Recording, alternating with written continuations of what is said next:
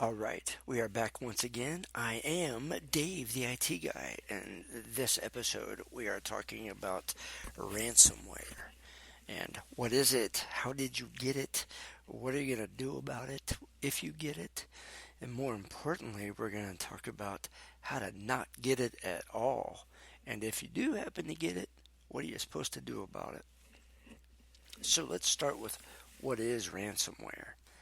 Ransomware is basically malware. Some might call it a virus that infects. It starts with your local computer, and if you're in a business, it will spread to your network and all of your data stored on your network. It basically takes the information, the documents, the spreadsheets, that sort of thing. It makes a copy of it and encrypts it, and then it deletes the original version that you had. And then after it's done doing that, it pops up a nice little screen on your computer and says, "We got you. We've encrypted your stuff. And if you want it back, you've got whatever, 3 days or 5 days or 7 days to pay us this amount of money, usually in the Bitcoin currency. And you have to go online and pay that ransom to get your data back." Now, many companies have paid money, and in some cases, tens or even hundreds of thousands of dollars per company to get their data back. Now, for smaller uh, infections, if you want to call it that, it's more like hundreds of dollars. Um, because the hackers know that if they infect somebody small, they can't afford to pay tens of thousands, but they want to try to get a little bit of money out of you. So effectively, that's what ransomware is. It's taking your own data, encrypting it in a way that you can't possibly ever open it again without paying them back. Now, what are you going to do? Or if you do get that, what happens? How do you stop it? How do you recover from it? A lot of different answers to those questions. From a prevention standpoint, the only thing you can really do is make sure that you have good antivirus that's up to date and current. That if you're using Microsoft Windows, that your updates are as current as they can be. And you also need to um, use a little common sense. Make sure that you, as a user, are educated because ransomware comes in many versions. You can get an email that tricks you into clicking something. You can go to a website that has an ad and you think, well, if I go to like CNN.com and there's an ad for this cool new motorcycle or razor or something, it has to be safe. It's CNN.com, right? Well, no. CNN sells their ad space through third-party services. Anybody can go and buy ad space, right? Because these third parties, they don't care what you're selling. They just want to make money, so they want you to buy it. So if I'm a hacker or somebody that's using malware as a way to make money, I'm going to buy a couple $100 worth of ad space so I can get on legitimate sites, right? That way I can get people to click my link for my ad. And when they click it, they might actually get to see a news article, but the news article is nonsense. The real deal is behind the scenes, I'm downloading my malware to your computer. So without having good antivirus that would detect that behind the scenes action, or without having your Windows up to date, you're going to be had and not even know it, and probably not even know how that they got to you. What happens if they get to you, right? If they do get you, what are you going to do about it? Well, the first and foremost, the only thing you can really do is on a daily or at the very least weekly basis, make sure that your data is backed up. Now, when we talk about your data, if it's your personal computer, it might be a few documents that you've created, resumes or other stuff. But most likely in this day and age, it's a lot of photos. All these pictures that people put, they want to put on their computer and edit it and upload it to Facebook or Twitter, whatever, right? But if they lose their pictures, my gosh, they lose everything. So back that stuff up. In a previous podcast, we talked about using cloud-based services. You can check those out at dtig.net and look up my podcast and check out that broadcast. But you can back them up to like your Google Cloud or someplace else, iCloud if you're using Apple, and and store your data, right? Store all your pictures, all your documents, and that way, if you do get hacked and or the malware hits you and they encrypt all of your data, right? You can just delete all of it. Just delete it. And then download the copies of your backup right back to your computer, and boom, you have recovered from malware, right? But if you're a larger company that has hundreds of thousands or even millions of files, that process is not as simple as just delete it and download it again and boom. I mean, you might have databases that have to be recovered, which takes time.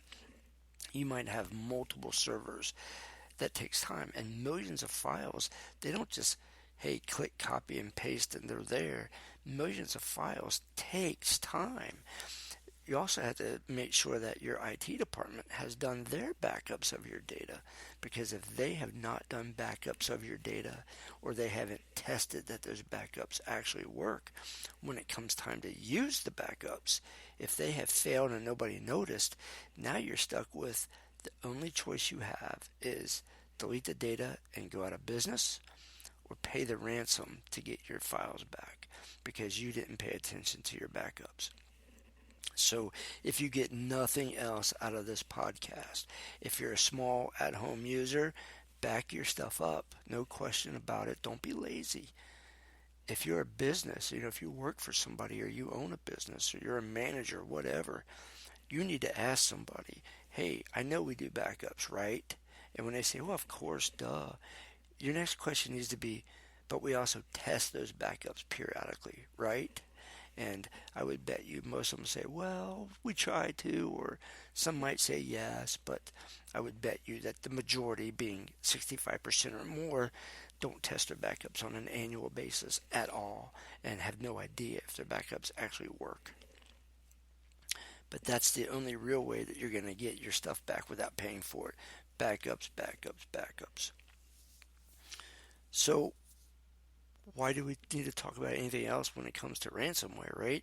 Dave, you just told me the only way I'm really going to get my stuff back is to have backups.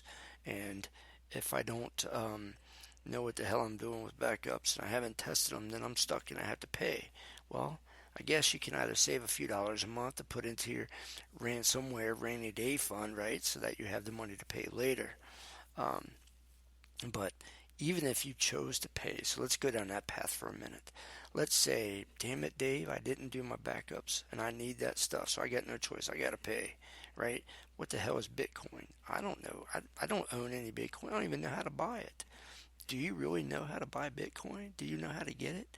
I mean, there's a process, and we're not talking about a few hours or even a couple of days. We're talking about from the time you say, Dave, I want to buy me some Bitcoin, to the time that you have Bitcoin available to you to spend is probably a week or two. So that's how long you would be without your data at a minimum if you don't have backups. And that process goes a little bit like this. You get online and you Google, how do I buy Bitcoin, right? And you find some blog post that tells you the steps, right? So you log into this website and you sign up for what's called an e-wallet. And then you put a purchase order in for Bitcoin. And so you say, okay, well, it said I needed 2 Bitcoins to get my data back. So you put in a purchase order for 2 Bitcoins, which right now would cost you roughly $2,000. Because right about now, the Bitcoin at the time of this blog post is about $1,000 per Bitcoin in value. So once you sign up with somebody that can sell you the Bitcoin, then they're going to say, well, how are you going to pay us, Dave? You got to pay us for these 2 Bitcoins. So you connect your bank account and you do what's called an automatic transfer, right? A direct deposit from your bank to them. Well, usually that takes, depending on your bank, on average about 3 days. It could take a little less, could take a little bit more, right? And then once the other side gets your data transfer, right? So let's say On Monday, you transfer the money. And on Wednesday, they get the money. Well, then on Thursday, they're going to put the order in for your Bitcoin. And then on Friday, they're going to get your Bitcoin. And then hopefully the same day, and maybe even the next day on Saturday, or maybe the next business day on Monday, they're going to transfer your Bitcoin to you, right? And during that time that you bought your Bitcoin and you're waiting, you will have signed up for what's called an e-wallet, right? An electronic wallet, because you got to have someplace to put your Bitcoin, just like your cash, right? You got to have a wallet or someplace to put it. So then you're going to tell the people that you bought your Bitcoin from, well, here's my wallet ID. Here's where I want you to send my money. Send me my Bitcoin. Hurry up about it, right? And then you've got all this. And then you're going to contact the ransom people. You're going to say, okay, I got it. Where do you want me to send this Bitcoin? And usually by now you probably actually already know that address, right? So now you're going to transfer that Bitcoin payment from you to the hackers. Now, that transfer generally a few minutes to an hour at most. But what if they don't notice that you transferred it for about a day, right? Now we're talking about Tuesday. So now you're talking, you've been 8 days into this event, right? Your data's gone, you don't have any backups, and you're trying to buy it back. And so now the hackers finally check their email on Tuesday, or their Bitcoin. They see that you transferred it, and now they're going to email you the decryption key, right? Hopefully. Now, more often than not, they do, and that's fine. You get your decryption key, and then you get onto your computer and you type in that key, and boom, there's all your data. Maybe that happened on Tuesday, maybe that happened Wednesday. Some of that process is even slower than what I described, and I just described an 8 to 10 day process.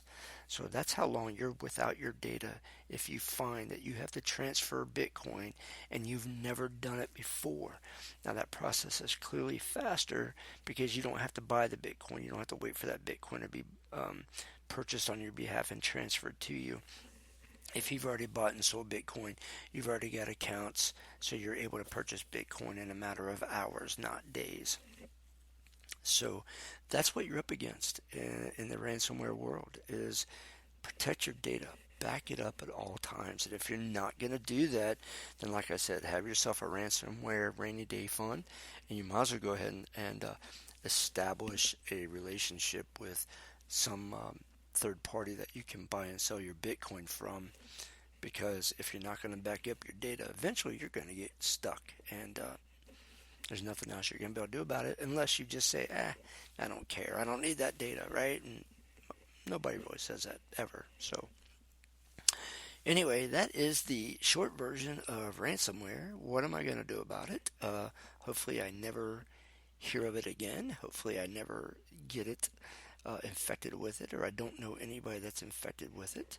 But if you do, that's what's going to happen to you. So make sure that that you back up. I can't say it enough.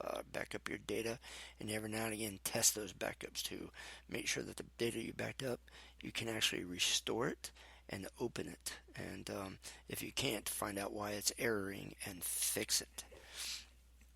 All right, well, that's just going to about do for this particular episode of Dave the IT Guy. Short and sweet this time around, but very important nonetheless. So protect yourself. Protect your data at all costs, at all times. And make sure that you're paying attention during the week of July 22nd. I will be at Las Vegas at the Black Hat Hacker event throughout the entire week. And I'll be interviewing some high-end security people. I'm going to be interviewing some hackers. I'm actually going to be interviewing people that are just walking down the Vegas Strip, getting drunk, having a party, not even realizing that they're surrounded by tens of thousands of hackers looking to steal their data from the public Wi-Fi in the hotels or the casinos. And do these people even realize that how much they're putting themselves at risk by just being in the same city with all of these people at the same time looking to steal their data? Now, that's not to say that every person attending the Black Hat event is bad, even though it's called Black Hat. The reality is this event is geared towards security administrators, law enforcement, people who, government agencies, that sort of thing, people who are trying to stop the bad people from doing their jobs or what they perceive as their job, right? But the reality is the bad guys are here too because they want to learn, hey, what do the good guys know, right? What new tools and techniques are they using to stop us so that we can get around their efforts and still do all the bad stuff that we want to do. So it's a very volatile mix of law enforcement and government and good private sector, security people and the bad guys too. So a very fun event. I'm looking forward to it. You, you can follow me on Twitter. Uh, just look me up, Dave the IT Guy on Twitter. My Twitter handle is at DTIGCINCY. That's Dave the IT Guy Cincy. You can look me up on Facebook. Just look for Dave the IT Guy. You'll find me. And of course, my website is dtig.net. I will be pre-recording some interviews and uploading them here for the podcast. And I will also be doing some live interviews via Facebook and or Twitter to let you just see it in real time. See what this event looks like. But if you've never seen the Black Hat event, never even heard of it, having tens of thousands of people around playing war games through computers and capture the flag and trying to hack this and trying to hack that and making backroom deals about, hey, if you let me or help me hack my girlfriend's Facebook account so I can see who she's cheating on me with, I'll help you do this or that. A lot of backroom side-handed deals going on out there. So I'm going to bring it all to you during the week of July 22nd, 23rd through the 28th. So make sure that you're checking out my different sources of information, my social media. I'll be there. Hopefully you will be too. Alrighty, thanks again for stopping by. That's going to do it for this episode. I am Dave the IT Guy. Take care of yourself.